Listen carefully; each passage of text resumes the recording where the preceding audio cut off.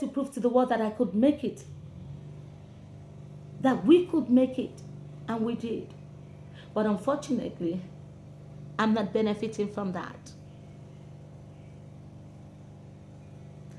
Went into business with somebody that disowned partnership. Got settled a few bucks, and that's what I've been living on. God will see me through. I don't like divorces. I don't like misunderstanding in marriages, which will occur as two human beings.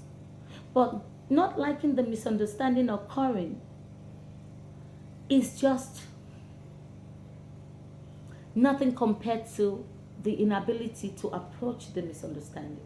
See, sometimes misunderstandings will let you hear the voice of the other person and how you can work on things to make things better. Half the women on the streets should not be single, divorced. I've met good, great women like myself of value.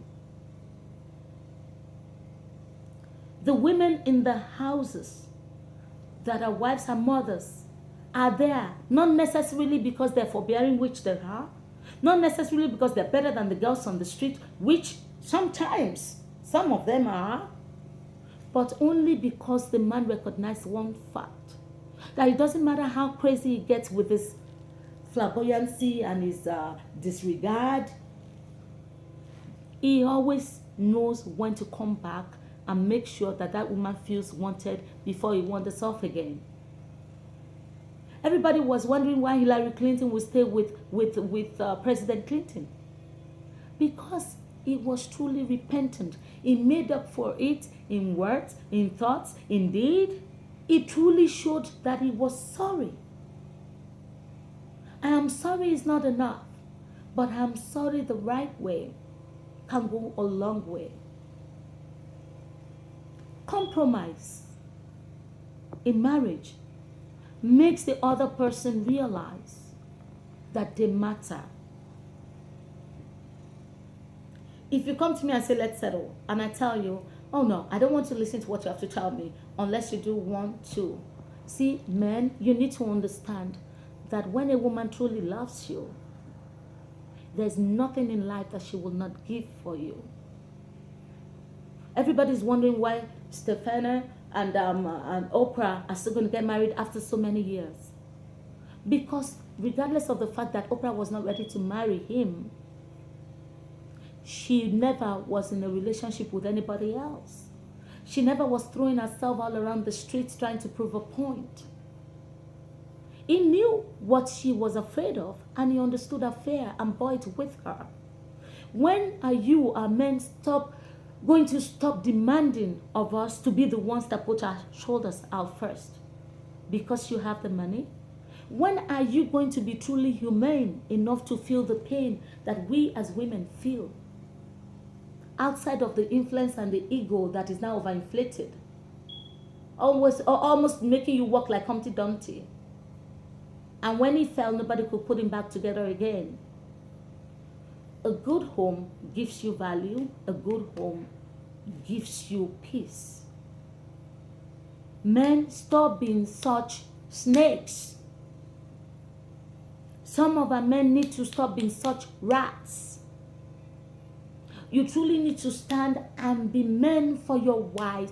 All the other people, all the little people hiding in darkness and the walls that didn't see where you were trying to make your money will suddenly come out now, and they're your friends and family. And stop putting us in situations that are precarious. Stop putting us in difficult situations. You are truly not honest for most of you. I've been in situations where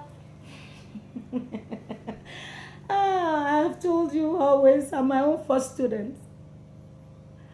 My in-laws will come home and say, Elizabeth, we went to see your husband, and he said he's not going to give, this is the sister now talking, he's not going to give his nieces and nephews money for school fees unless you approve. This is a man that I'll be fighting in my own house. You are the last born. There's nobody else that you're responsible for. Eddie Chrissy, this G2 today, G3 tomorrow. Golf 2, golf this, Benz that. Decrease the Gucci, decrease this. Be good to your people. You have no mother. Your father is not on the scene to spend on. It is only this extended family, and not too many of them, because they're capable of doing things on their own. But the little ones, the few ones that come to us to ask for help, these are children that grew up in my hands. Titi, Oganov, all of them were my children. I love them with my life. And so when they come to me like that, I will say, this trip is unnecessary. You know how much I love you, and there's no way I will ask him not to do something for you. And send them on their way. And the man comes. And first, I'm upset at the fact that he put me in that situation. And then I rebuke him and redirect him as to the fact that these were things that he needed to do. There's no way that I will stop those things from happening. But he still will not do it. And some of the people will go away thinking it is the wife that is not letting him help. This is a man that had his own personal vengeance to settle with his family. I wasn't there when it was going up. I don't know what he went through. I can only hear what he said he went through.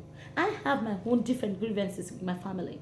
We should not use our backgrounds and our grievances and our unforgiveness to put our present situation in jeopardy. Because then you create enemies for your wives that should never have existed. If you have something to grind, I've had situations of where the husband will tell the wife, don't greet this person, no, she's a witch. Don't greet that person, no, don't talk to them. They're evil. They try to kill my mother. But when those people show up, guess who is the first one prostrating on the ground? It is this same man that is telling the wife not to greet people. Now the wife will not greet. You're foolish enough not to greet.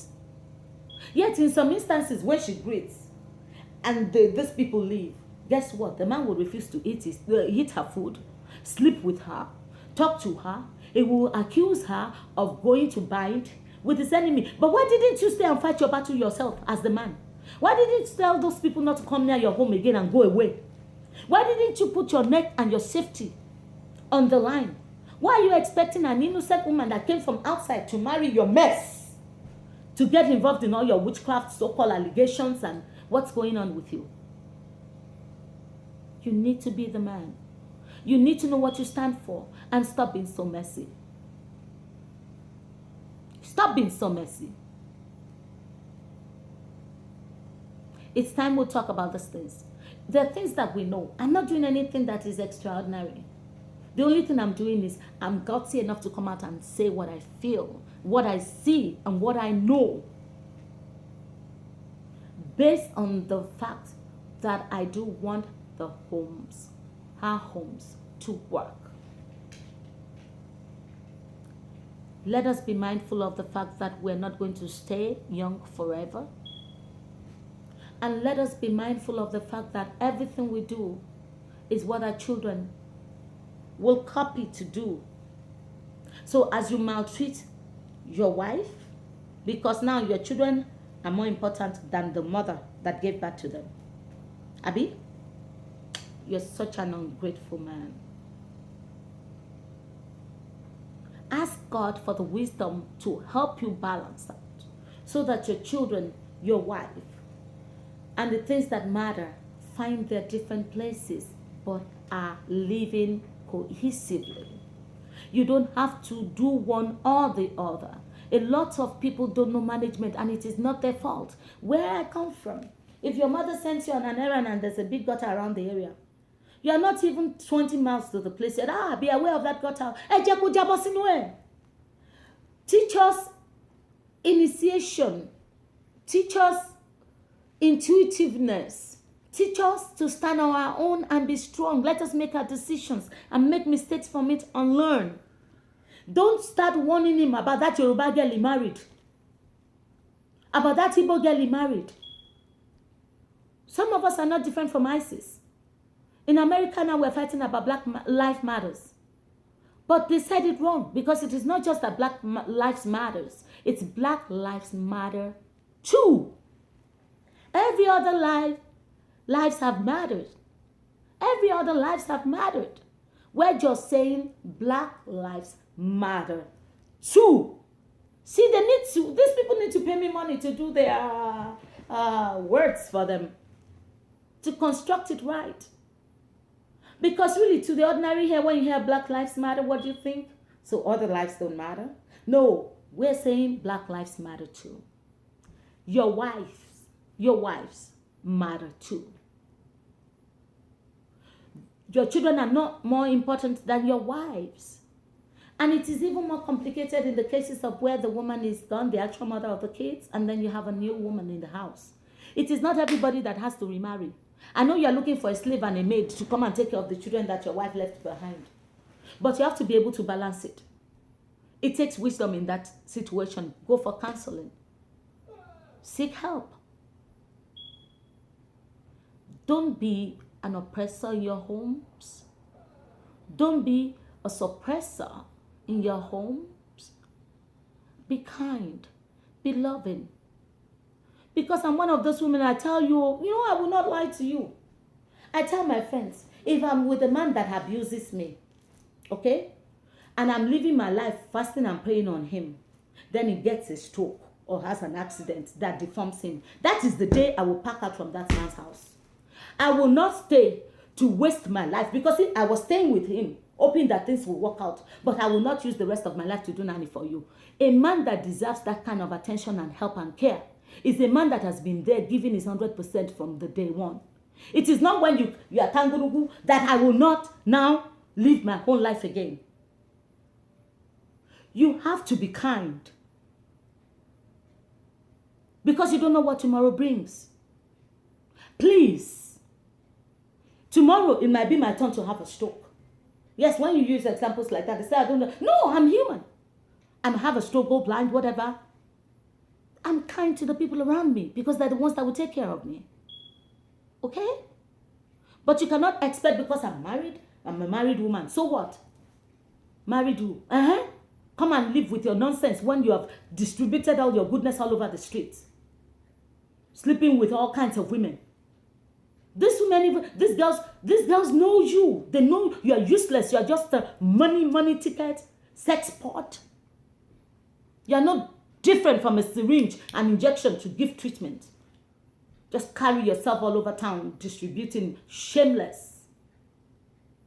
And to our men that are fathers and truly kind and are doing the godly thing, I thank you. See, I'm on my knees. I appreciate you. Thank you. God will give you the strength, the wisdom, and the health to keep doing what you do. I thank you. We don't want to walk 20,000 miles for a journey that should have costed us 5. We appreciate you as you stand by us and take care of us and do the right thing. Yet I ask you today, please, Ejo, talk to your friends. Teach them gently, patiently, what God has put in you that makes your home work. Please. Please. There is nothing like a beautiful home. We love to cherish you.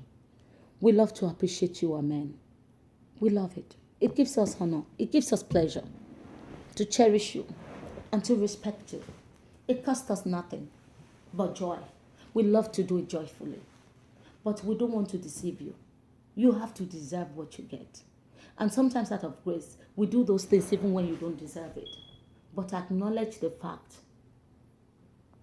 that you do need to improve on who you are, on your substance. Please, I beg you. Again, it's Elizabeth coming here on our issues, our lives, our homes. This is a very versatile topic. It's a very vast topic that could go on for ages. But I just wanted to hit on the little things. And that is that if there's an issue, address it. If a woman protests, listen. I'm not talking of the ones that want to go and buy houses in London. You say the problems of those ones are different. I mean, if a woman is saying, why are you coming home at 2 a.m.? You're coming again. Look at the food I made for you. It's cold. Oh dear, you know I've gone for 12 hours. I'm tired. I waited up for you. You are not here. Your food is in the microwave. Don't use that as a point of offense. Because your little tramp on the outside wears a nightgown and is there to serve you every single meal. It's not going to happen. And you rich girls taking all these men away from their wives. Let him become your portion. Then you will know what I mean. If the man was good, the woman would not even have let him go. Sometimes, when these men want to go, especially with the ones that have headaches, ẹ jẹ́ kó máa gbé wọn lọ bí ọjà kìíní. Ẹ tún kówó lé ní. Let them live so you can have peace and enjoy your children and live your lives, wives. Òun tó lọ náà ló máa fẹnu ẹ̀ padà wá. He will come back and try to make things work because there's nothing on the outside. I am telling you. How many days do I want to be opening NSC and partying every day and drinking Dubonet and playing Dorobuchi and playing, you know? How many days? Life is not an everyday party. Even the party animals do need to rest sometimes. And as we get older, these things are more evident.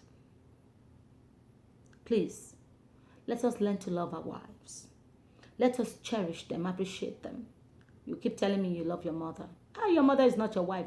But I thought you married somebody that would remind you of your mom. She's not your slave either. She's not just supposed to be doing the hard work and making sure you eat 3 square meals. How can you expect a woman that works, that has business, to do 3 square meals? Some women are just super extraordinary.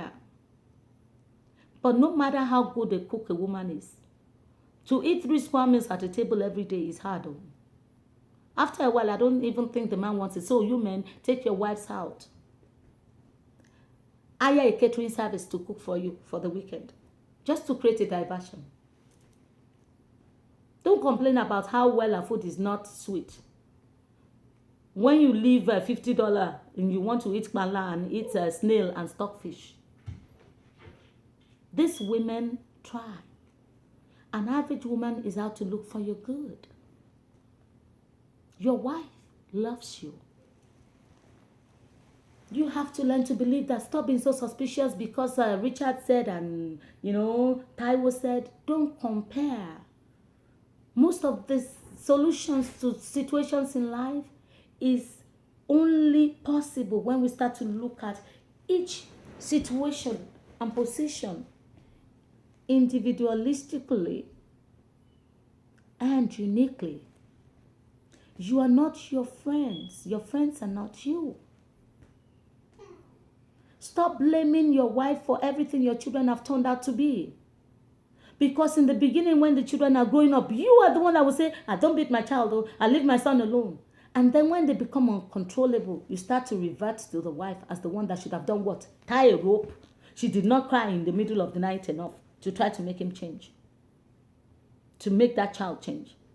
You are in both of you are in this together. I know it is easier for the man to just get up, marry another wife, and start having another set of children.